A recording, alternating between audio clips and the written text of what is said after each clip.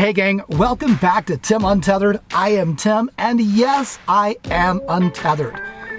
Today, we'll be traveling here to the Alabama hills at the base of the Sierras to meet up with this sketchy crew, while also unwittingly sharing camp with Gregory Peck and Harry Morgan. It's good to be back. We are starting our journey at a gas station here in the Amargosa Valley in Nevada, right in the heart of Area 51 territory, just northwest of Las Vegas. Our destination is the Alabama hills at the base of Mount Whitney in California, which just happens to be the tallest mountain in the contiguous U.S. Now, we're going to be leaving a bit early to beat the heat, as our path takes us right through the infamous Death Valley, which also happens to be the lowest place in the Western Hemisphere at 282 feet below sea level.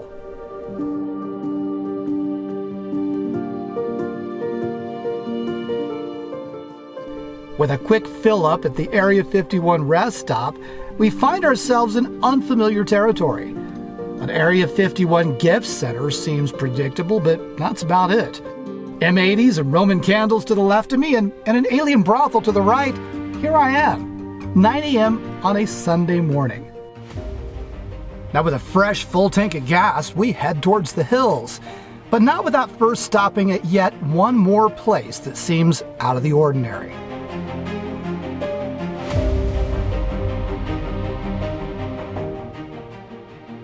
So when you're out in Area 51 territory, it probably wouldn't surprise you to see structures like these behind me.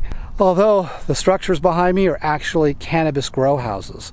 We're in Death Valley Junction. Just before we get into Death Valley, we are on tribal land, and the local tribes here have a grow facility and a dispensary. And because it's on tribal land, I guess you don't pay taxes. But from what I understand, there are a number of other tribes throughout California that also do the same, and then they trade between each other. So, I don't know, I think that's pretty cool. We're going to hit the road here in a second, and so let's see, we've covered a brothel, we've covered our cannabis grow house and dispensary. Let's just see how depraved this journey will get. With the exception of the requisite stop at the Death Valley National Park sign, that was about it for us getting out of our rigs. Our goal was to beat the heat and set up camp as soon as possible. Now, Death Valley is predictably desolate, but it doesn't take long after exiting the area when you start to get these breathtaking glimpses of the Sierras. Now, once you get to the small town of Lone Pine, you are just moments away from one of my favorite places to visit, the Alabama Hills. Now, my aunt and uncle lived in Lone Pine for many years, and it wasn't uncommon for me to spend my summers here as a kid, so it's special to me for a variety of reasons. We set up camp in short order and we settled in. Now, what we didn't know at the time was how special our camp really was.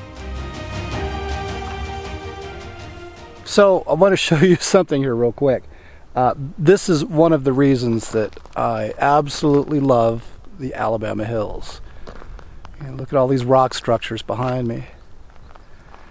But on the other side, hang on, you can see the Sierra. Yeah, you can see the Sierra Nevadas.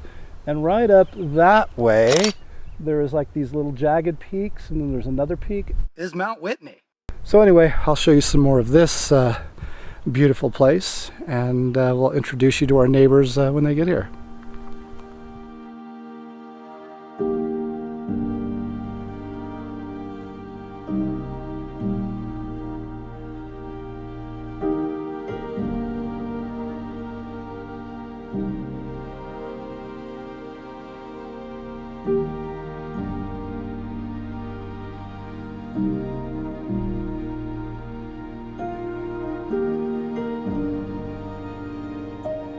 Now, what I didn't tell you about the Alabama Hills is its rich movie history.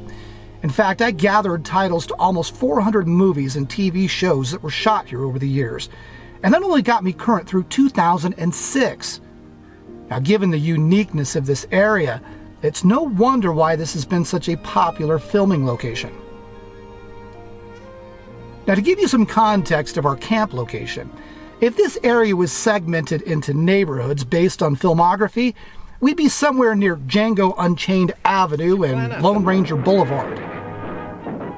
In fact, just outside of Stanley's door was a remnant from 3 movies. Created in 1936, this circular structure was actually an arrastra mill built for the movie West of Nevada starring Rex Bell. In 1950, Errol Flynn can be found here in the movie Kim. And perhaps most notably, this arrastra was used in the movie Yellow Sky in 1948. Both Gregory Peck and Harry Morgan shot a scene just outside of Stanley's door. Now, there's a movie museum in Lone Pine and plenty of information online regarding other movie locations that were shot here.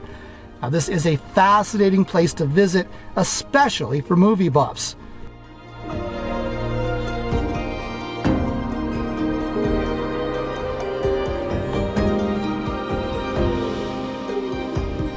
Hey, so our special guests have arrived.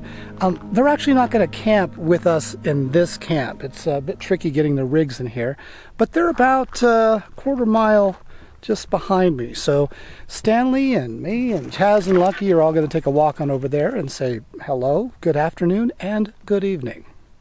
Get him, Lucky. Get Chaz.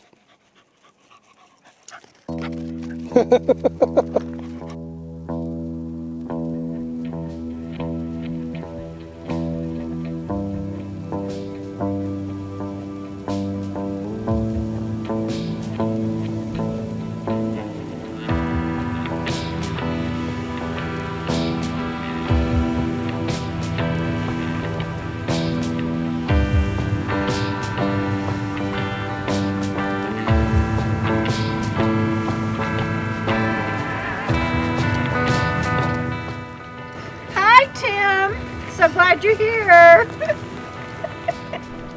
Alrighty then, I guess some introductions are in order. Now this is Joan. She's an avid cyclist, talented artist, and by most accounts, a fearless boondocking badass. And of course, many of you already know Debra Dickinson. She's an author and a pretty prolific YouTube personality and a dear friend as well. And Robert Witham, also a YouTube personality, publisher of the Two Meanders magazine, and a seasoned nomadic video editor as well. Oh, and this is Bandit. Debra, Yes. How are you? I'm great. Can you tell everybody where you are? Oh man, I am outside of Lone Pine, California in the fabulous Alabama hills. So, what do you think of this place? It has been one of my fave places for about 6 years now. Really? Yeah. So, would you call this like a nomad rite of passage almost, that you almost have to camp here? No, don't. Please stay away. Well, speaking of that, I mean, this is the busiest I've ever seen it. Yeah, it's insane, and I'm just kidding. But no, it was hard to find a camping space today, but there's just more and more people out here on the road. And all I can say about this place is it feels sacred to me. You know, there's tribal land all around us, and I don't know if it was sacred to the indigenous or not, but it just has that feel about it. Okay, well, look, we're going to take off, go back to camp. Glad you could join us, and we'll see you soon. All right, see you down the road, Tim. Bye.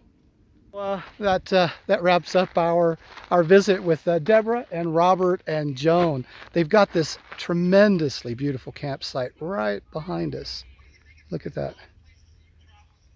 Anyway, I think that's it for this particular video, and I will leave you with a time lapse I'm going to go do right now. I am really curious to see what we can see pouring up over Mount Whitney and these other peaks over here. So hopefully we'll get a decent astro time lapse tonight.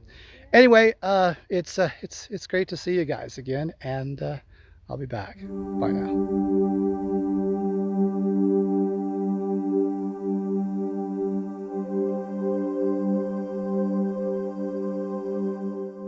In case you're wondering, I did not frequent the alien cat house out of fear of Well, because of butt probes.